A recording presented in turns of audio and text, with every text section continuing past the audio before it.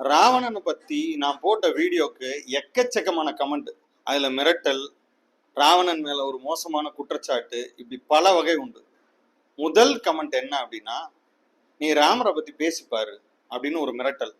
அதுக்கப்புறம் ராவணன் ஒரு பொம்பளை பொறுக்கின்னு ஒரு குற்றச்சாட்டு. மூணாவதா, ராவணன் விருப்பம் இல்லாத பொண்ணு மேல கை வச்சா அவன் தலை வெடிச்சிரும், அது ஒரு சாபம் அப்படின்னு ஒரு குற்றச்சாட்டு. அதுக்கப்புறம் கடைசியா, ராவணனை உங்களுக்கு ஏன் பிடிக்கும் அப்படின்னு ஒரு கேள்வி. இந்த மொத்த கமெண்ட்டுக்கும் விடை சொல்லலாம்னு தோணுச்சு, அதுதான் இந்த வீடியோ. முதல் கமெண்ட்டுக்கு, யாரை பத்தியும் பேசி ராவணனை உயர்த்தி சொல்ல வேண்டிய அவசியமே இல்லை. ஏன்னா ராவணனோட உயரம் எப்போதுமே வேற. யாரை பத்தியும் பேசி ராவணனை உயர்த்தி சொல்ல வேண்டிய இடத்துல ராவணன் இல்லை. ரெண்டாவது, ராவணன் ஒரு பொம்பளை பொறுக்கியா அப்படின்னு கேட்டா, இதுக்கு கடைசியா ஒரு கருத்தியல் கோட்பாடு ஒண்ணு சொல்றேன், அதுதான் பதில். மூணாவது, விருப்பம் இல்லாத பொண்ணை தொட்டா ராவணன் தலை வெடிச்சு செதறிடும் அப்படின்றது சாபமா அப்படின்னு கேட்டா, சாபம் இல்லை, அது வரம், அது ஒரு பொறுப்பு. விருப்பம் இல்லாத பொண்ணை தொடாம இருக்கிறதுன்றது ஒரு பொறுப்பு. அந்த பொறுப்புணர்வோட கடைசி வரையும் ராவணன் இருந்ததுதான் ராவணனோட கட்ஸ். ராவணனை உங்களுக்கு ஏன் பிடிக்கும்? நாலாவது கமெண்ட். அதுக்கு நிறைய காரணங்கள் இருக்கு. முதல் காரணம், ராவணன் ஆயக்கலைகள் 64 கற்று தேர்ந்த ஒரு அட்டகாசமான அரசன். வேற யாரெல்லாம் ஆயக்கலைகள் 64 கற்று தேர்ந்திருக்காங்க அப்படின்றத நீங்க கூகுள் பண்ணி பாத்துங்க.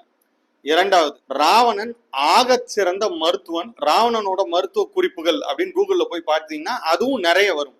அதுல சிந்தாமணி மருத்துவ குறிப்புகள் என்பது சித்த மருத்துவத்துல ஒரு முக்கியமான மருத்துவ குறிப்பு. மூணாவது, ராவணன் ஒரு ஆக சிறந்த சிவபக்தன். சிவனுக்காகவே அவன் இயற்றியதுதான் சிவ தாண்டவ ஸ்தோஸ்திரம். அதுவும் நீங்க போய் கூகுள் பண்ணி பாத்தீங்கன்னா இருக்கு. இப்படி அது போக ஜோதிடம், கணிதம், இது எல்லாத்துலயுமே ராவணனோட பங்களிப்புன்னு ஒண்ணு இருக்கு இல்லையா, அதை பத்தி நீங்க போய் தேடி படிங்க. மிச்சம் இன்னொரு குற்றச்சாட்டு இருக்கு இல்லையா, ராவணன் ஒரு பொம்பளை பொறுக்கின்னு. அதுக்கு தமிழ்நாடு சார்ந்த ஒரு கருத்தியல் இருக்கு. அந்த கருத்தியல் மீது எப்போதும் எனக்கு ஒரு மரியாதை உண்டு. அது என்ன கருத்தியல், யார் சொன்னா, அந்த கருத்தியலை மட்டும் பார்ப்போம். அது யார் சொன்னான்றது இங்க தேவையில்லை. ராவணன் அயோக்கியன் எனில் சீதை பத்தினியாக இருக்க வாய்ப்பில்லை. சீதை பத்தினி எனில் ராவணன் யோக்கியனே. இதுதான் அந்த கருத்தியல். இந்த கருத்தியல் யார் சொன்னா அப்படின்றத விட இந்த கருத்தியல் மீது எப்போதும் எனக்கு ஒரு மரியாதை இருக்கு.